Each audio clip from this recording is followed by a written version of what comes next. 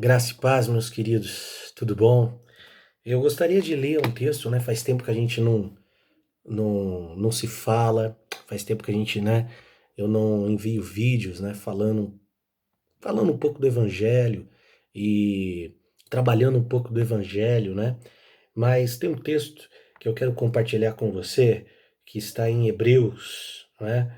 No capítulo 9, no verso 26, onde o escritor de Hebreus vai dizer assim: E se fosse assim, ele precisaria ter sofrido muitas vezes desde a fundação do mundo.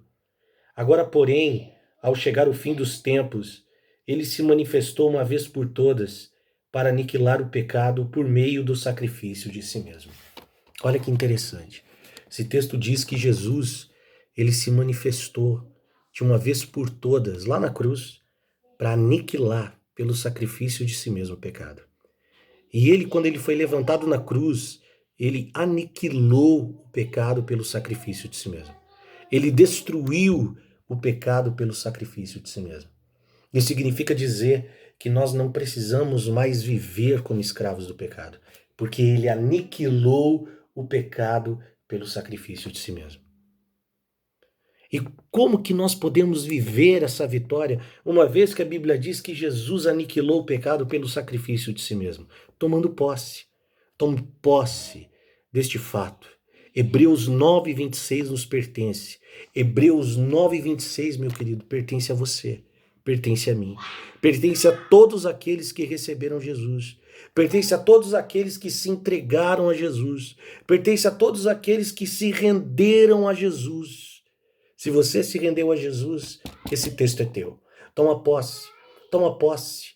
Ele aniquilou o pecado pelo sacrifício dele mesmo. Ele destruiu o pecado.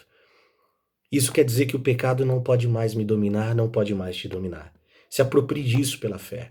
Por que que muitas vezes nós, como cristãos, nos deixamos vencer pelo pecado? Infelizmente, pela incredulidade. Porque nós cremos apenas que Jesus morreu pelos nossos pecados. Mas nós não cremos que ao morrer pelos nossos pecados, nós não cremos que ele levou os nossos pecados sobre ele. Nós não cremos que Jesus tirou os nossos pecados naquela cruz, mas ele tirou. Jesus não somente morreu pelos nossos pecados, ele fez mais do que morrer pelos nossos pecados. Jesus tirou os nossos pecados. Ele aniquilou cada um dos nossos pecados. Não sobrou um pecado para contar a história. Por isso, tome posse disso. Hoje, você e eu podemos viver em vitória sobre a prática do pecado.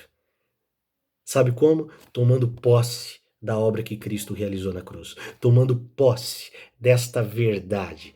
Cristo tirou os nossos pecados, todos eles. Amém? Creia nisso. Tome posse, em nome de Jesus.